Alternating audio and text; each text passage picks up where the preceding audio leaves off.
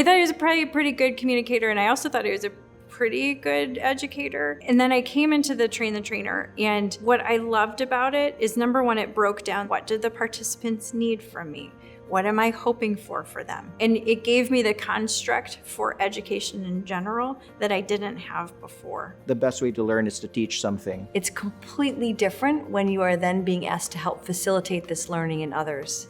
And it was, for me, an exponential period of growth. This training really highlighted that we have a tremendous responsibility as well as an enormous gift that we offer patients when our communication is very intentional, is more of a dialogue that we want the patient to share their story and how their story impacts the care that we're going to offer them. So we worked to deliver training that would matter for the conversations they were having. We deployed and researched not just programs across the country, but also methods that were most effective. Improv and sociodrama, things that had never been used in these spaces, to try to incorporate it into training that would be unlike anything people had seen. The exercises we use are so interactive and so fun, and I really personally love them because there's a lot of laughter involved. In developing Ready to Communicate, Train the Trainer and the Foundations of Healthcare Communication course,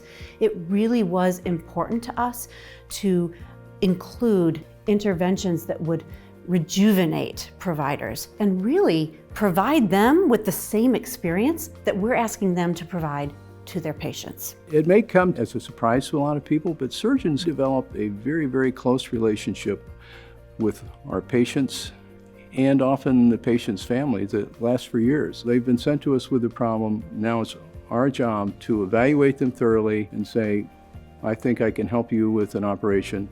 I don't think I can help you with an operation, or for whatever reason, I don't think that you should have an operation. This model offers a structure, and practicing the skills in it really allows you to develop a real relationship with the patient. One of the most common things you hear after Train the Trainer is that it reminds them why they went into medicine in the first place. And that's what this is really all about. To remain resilient in this healthcare environment, we need to be connected with our personal meaning and professional fulfillment. And often it's to be able to help other people, to provide healing, to reduce avoidable suffering in other people. Ready to Communicate provides skills for all caregivers to be able to heal. I have to give a lot of credit to Dr. Amy Windover. A long time ago when I asked her to take a look at how are we going to change the way clinicians communicate, or what skills could we possibly teach people that would actually matter,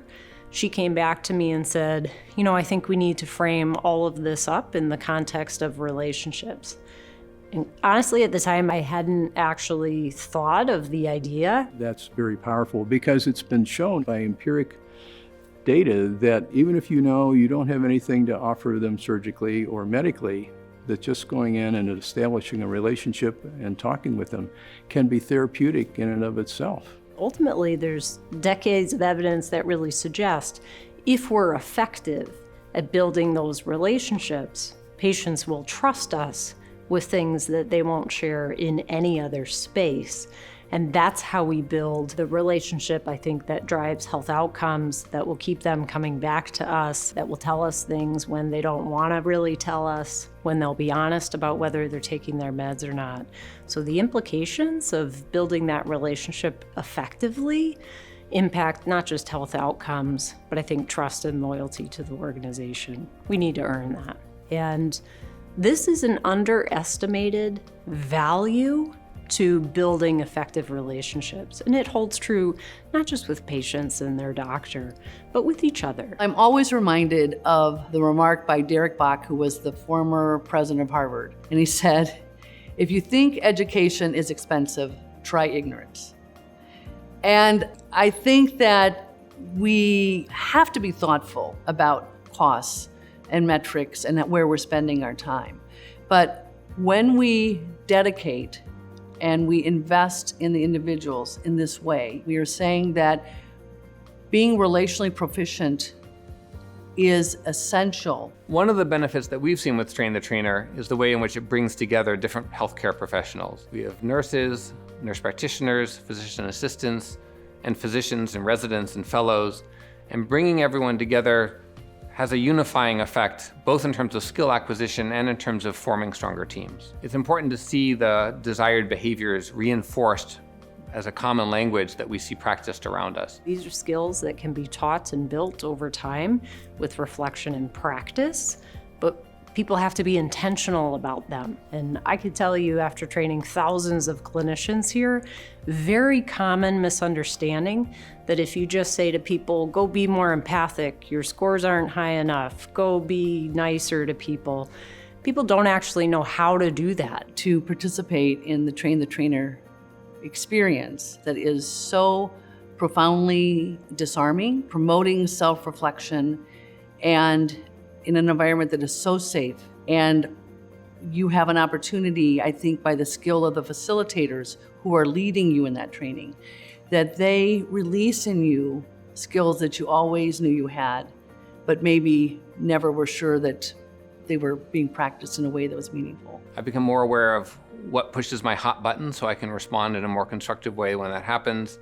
It's gotten me into more of a habit of responding with curiosity, responding with questions, trying to engage the other person more in answering their own questions, solving their own problems. From our patients blinded to who received our training, patients felt that the clinicians knew them more effectively as a person, had spent more time with their history, and that showed up in patient satisfaction scores when patients were looked at for doctors who had undergone the training.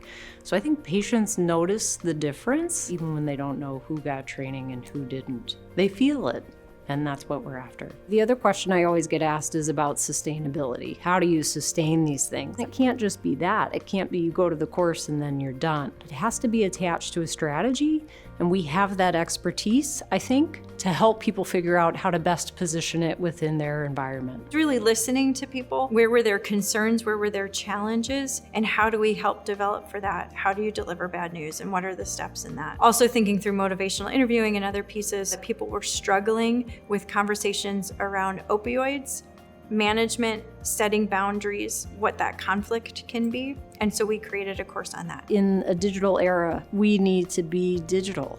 And yet there's something to be said for protecting humanity in a digital age. So we've married the two, right? We're taking advantage of where we can create digital tools for people to deploy on a timing that works best for them, while also being really creative around preserving those in-person pieces or that humanity where it really matters in the training. What you'll see is a product where we've got those small digital pieces where people can use them and digest them easily and in their own time, and some accountability built in for actual practice sessions to see whether or not the skills stuck. The Train the Trainer program is important because it is a force multiplier. We could influence people one at a time, but if there's more of us who could teach others and help facilitate ways by which we could become more effective, empathetic communicators, culture change could happen more rapidly and more organically. Ready to Communicate is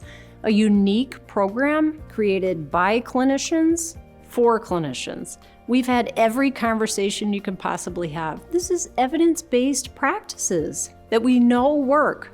But the problem with most communication skills training is people don't engage with it very effectively. We've built that for you. It's been time tested on tens of thousands of individuals who have received the training, and I hope it delivers the value that we know it's delivered here.